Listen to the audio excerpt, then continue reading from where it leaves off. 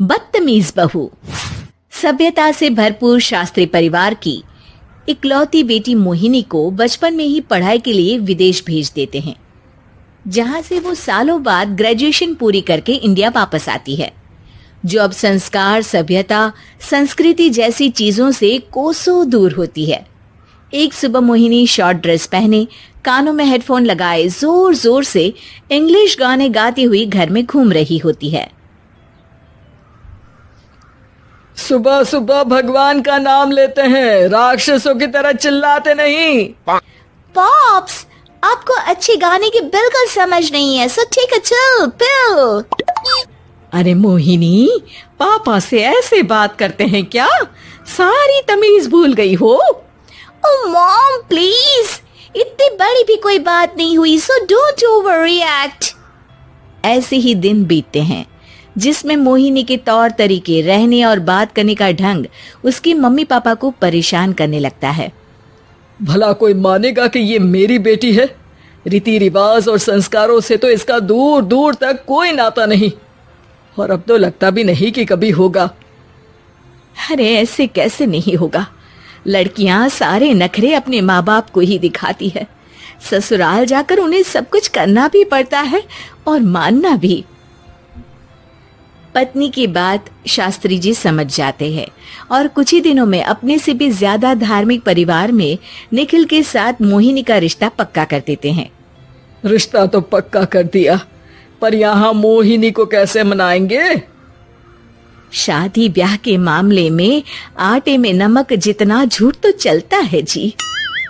इसी तरह एक के बाद एक तिकड़म लगाते हुए दोनों मिलकर मोहिनी को शादी के लिए तैयार कर लेते हैं और मोहिनी निखिल की शादी हो जाती है, जिसके अगले दिन से ही मोहिनी दोबारा अपने पूरे अवतार में शॉर्ट ड्रेस पहनकर घर में घूमने लगती है। बहू को ऐसे देख सास की आंखें फटी की फटी रह जाती हैं। अरे ये क्या बेशर्मी है, हमारे घर की लड़कियां जींस तक नहीं पहनती और तुम बहू होकर इतने छोटे कपड़े पहनकर पूरे घर में घूम रही हो। सीरियसली मॉम, प्लीज आप अपनी इस 80 के दशक वाली सोच में मुझे इंक्लूड मत करो। हाय तौबा, एक तो बेशर्मी दिखाती है, ऊपर से सास के साथ जुबान भी लड़ाती है।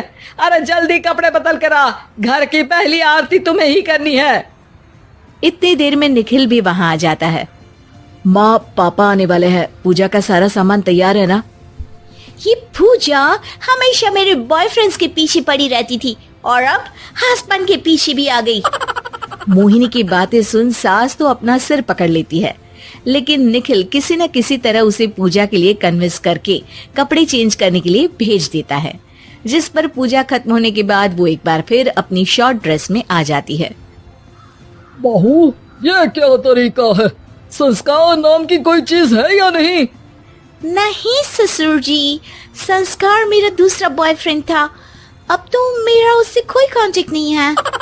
मोहिनी का जवाब सुन के ससुर तो भगवान नाम जपते वहां से चले जाते हैं, लेकिन सास बहू के बीच कहासुनी फिर शुरू हो जाती है, जिसे इग्नोर करते हुए मोहिनी घर से बाहर चली जाती है और देर रात घर वापस आती है।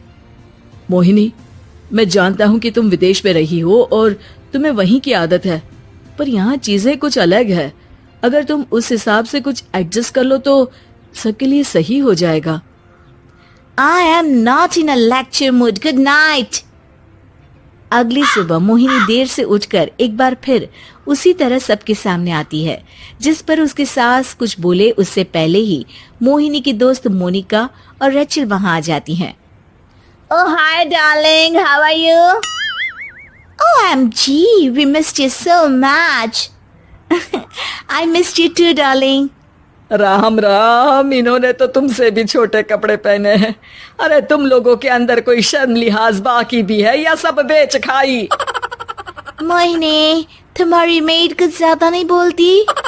इस पर मोहिनी की दोस्त उसकी सास का मजाक बनाने लगती है, जिसे सुन निखिल उन्हें जवाब देते हुए कड़वे शब्द सुना देता है और वो सुन के वो दोनों तो मुंह बनाए वहां से चली जाती है, लेकिन गुस्से से लाल मोहिनी वहीं खड़ी निखिल को घूरती रहती है।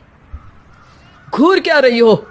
तुमसे शादी की ये सोचकर कि विदेश में पढ़ी लिखी हो, घर में कोई पॉजिटिव चेंज लाओगी, अपनी करियर के लिए एम्बिशियस होगी, पर अपने इस बिहेवियर से उस पढ़ाई के साथ साथ अपने मम्मी पापा के नाम को भी डुबो रही हो।